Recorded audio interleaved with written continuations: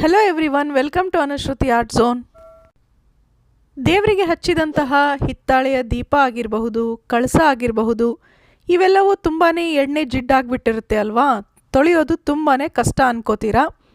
ಅದಕ್ಕೆ ನಾನಿವತ್ತು ಒಂದು ಮ್ಯಾಜಿಕ್ ಪೌಡರ್ ತೋರಿಸ್ತಾ ಇದ್ದೀನಿ. ಒಂದು ಚಿಕ್ಕ ಬಟ್ಟಲಿನಲ್ಲಿ 2 ಚಮಚ ಅಕ್ಕಿ ಹಿಟ್ಟು ತಗೊಳ್ಳಿ. ನೆಕ್ಸ್ಟ್ ಅದಕ್ಕೆ ಸ್ವಲ್ಪನೇ ಉಪ್ಪು ಸೇರಿಸ್ಕೊಳ್ಳಿ. ಆಮೇಲೆ ಅರ್ಧ ಸ್ಪೂನ್ನಷ್ಟು ಅಡುಗೆ ಸೋಡಾ ಬೆರೆಸಬೇಕು. ಈ ತರಹ ಮಿಶ್ರಣ ಮಾಡಿಕೊಂಡು ಒಂದು ಬಾಕ್ಸ್ನಲ್ಲಿ ಇಟ್ಕೋಬಹುದು. ಉಪಯೋಗಿಸೋವಾಗ ಅದಕ್ಕೆ ಸ್ವಲ್ಪ ನೀರು ಸೇರಿಸ್ಕೊಂಡು ಪೇಸ್ಟ್ನ ಕನ್ಸಿಸ್ಟೆನ್ಸಿ ಮಾಡ್ಕೊಳ್ಳಿ. ಕೊನೆಯಲ್ಲಿ ಇದಕ್ಕೆ ಸ್ವಲ್ಪ ನಿಂಬೆ ರಸ ಸೇರಿಸ್ಕೋಬೇಕು. ಸೋಡಾ ಪುಡಿ ಮತ್ತು ಹುಳಿ ಸೇರಿರೋದ್ರಿಂದ ಈ ತರಹ ಬುರುಗು ಬರುತ್ತೆ. ಈಗ ನೋಡಿ, ವೇಸ್ಟ್ ಆಗಿರೋಂತಹ ಒಂದು ನಿಂಬೆ ಹಣ್ಣಿನ ಸಿಪ್ಪೆ ತಗೊಂಡು ಈ ಪೇಸ್ಟ್ನ ಎಲ್ಲ ಪೂಜಾ ಸಾಮಗ್ರಿಗಳ ಮೇಲೆ ಹಚ್ತಾ ಹೋಗಿ. ಒಂದೊಂದಾಗಿ ಎಲ್ಲ ಪೂಜಾ ಸಾಮಗ್ರಿಗಳ ಮೇಲೆ ಈ ಮಿಶ್ರಣನ ಹಚ್ಚಿ. ಇಲ್ಲಿ ಸ್ಕ್ರಬ್ಬರ್ ಯೂಸ್ ಮಾಡಿದರೆ ಸುಮ್ಮನೆ ಅದೆಲ್ಲ ಎಣ್ಣೆ ಜಿಡ್ಡಾಗ್ಬಿಡುತ್ತೆ. ಅದ್ರ ಬದಲಿಗೆ ನಿಂಬೆಹಣ್ಣಿನ ಸಿಪ್ಪೆ ಯೂಸ್ ಮಾಡೋದೇ ಚೆನ್ನಾಗಿರುತ್ತೆ. ನೋಡಿ, ಹೀಗೆ ಎಲ್ಲವಕ್ಕೂ ಮಿಶ್ರಣ ಹಚ್ಚಿದ ನಂತರ ಅದೇ ನಿಂಬೆಹಣ್ಣಿನ ಸಿಪ್ಪೆಯಿಂದ ಉಜ್ಜುತ್ತಾ ಹೋಗಿ. ತುಂಬಾ ಏನು ತಿಕ್ಕಿ ತೊಳೆಯೋ ಅವಶ್ಯಕತೆ ಇಲ್ಲ. ಇದರಲ್ಲಿ ಸೋಡಾ ಪುಡಿ ಹಾಗೆ ನಿಂಬೆಹಣ್ಣು ಸೇರಿರೋದ್ರಿಂದ ಅದರ ರಿಯಾಕ್ಷನಿಗೆ ಬೇಗನೆ ಕ್ಲೀನ್ ಆಗುತ್ತೆ. ನೀವಿದರಲ್ಲಿ ಸೋಪಿನ ಪುಡಿ ಅಥವಾ ಪಾತ್ರೆ ತೊಳೆಯುವಂತಹ ಲಿಕ್ವಿಡ್ ಯಾವುದನ್ನು ಹಾಕದೇ ಇದ್ದರೂ ಕೂಡ ಇಷ್ಟು ಮಿಶ್ರಣದಲ್ಲಿ ಪ್ರತಿಯೊಂದು ಚೆನ್ನಾಗಿ ಕ್ಲೀನ್ ಆಗುತ್ತೆ. ನಿಮಗೆ ಟೈಮ್ ಇದ್ದರೆ ಈ ಮಿಶ್ರಣ ಹಚ್ಚಿದ ನಂತರ ಸ್ವಲ್ಪ ಹೊತ್ತು ಹಾಗೆ ಬಿಟ್ಟುಬಿಡಿ. ನಂತರ ಅವುಗಳನ್ನು ತೊಳಿರಿ.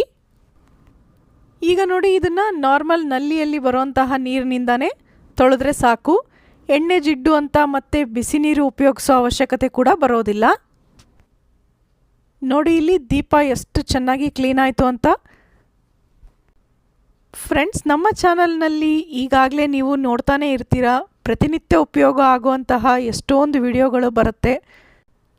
ಕಿಚನ್ ಟಿಪ್ಸ್ ಆಗಿರಬಹುದು, ದೇವರ ಮನೆ ಟಿಪ್ಸ್ ಆಗಿರಬಹುದು, ಹಳೆ ಬಟ್ಟೆಗಳ ಉಪಯೋಗ, ಹೀಗೆ ಓವರ್ ಆಲ್ ಗೃಹಿಣಿಯರಿಗೆ ಬೇಕಾದಂತಹ ವಿಡಿಯೋಗಳು ಪ್ರತಿನಿತ್ಯವೂ ಬರುತ್ತೆ.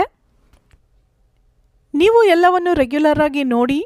ಇನ್ನೂ ನಮ್ಮ ಚಾನಲ್ನ ಸಬ್ಸ್ಕ್ರೈಬ್ ಮಾಡಿರಲಿಲ್ಲ ಅಂದರೆ ಪ್ಲೀಸ್ ಈಗಲೇ ಸಬ್ಸ್ಕ್ರೈಬ್ ಮಾಡಿ. ವಿಡಿಯೋಗಳು ಇಷ್ಟ ಆದರೆ ಲೈಕ್ ಮಾಡೋದನ್ನು ಮರಿಬೇಡಿ.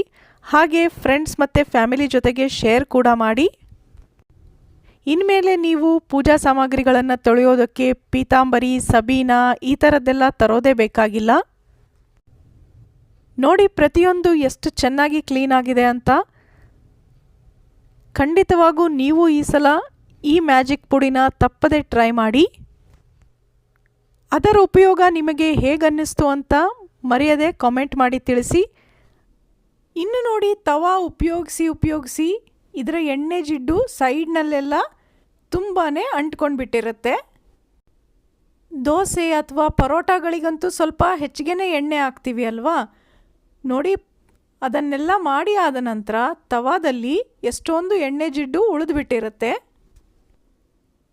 ಹಾಗಂತ ನಾನ್ ಸ್ಟಿಕ್ ತವಾನ ಸ್ಕ್ರಬ್ಬರಿಂದ ತಿಕ್ಕಿ ತೊಳೆಯೋದಕ್ಕೂ ಆಗೋದಿಲ್ಲ ನೋಡಿ.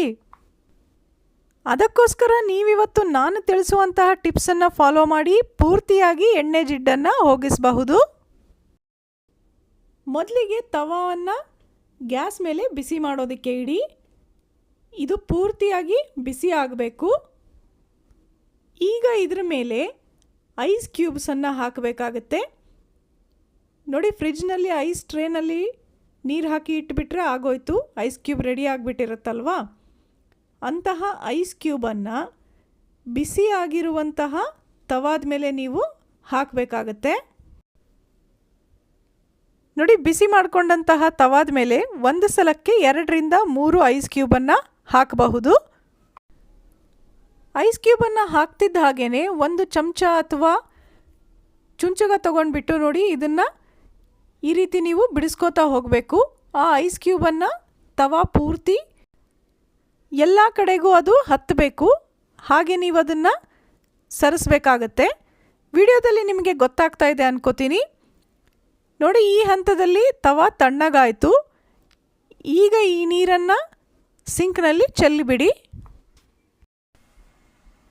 ಇದೇ ಸೇಮ್ ಪ್ರೊಸೀಜರ್ನ ಮತ್ತೊಮ್ಮೆ ರಿಪೀಟ್ ಮಾಡ್ಕೋಬೇಕು.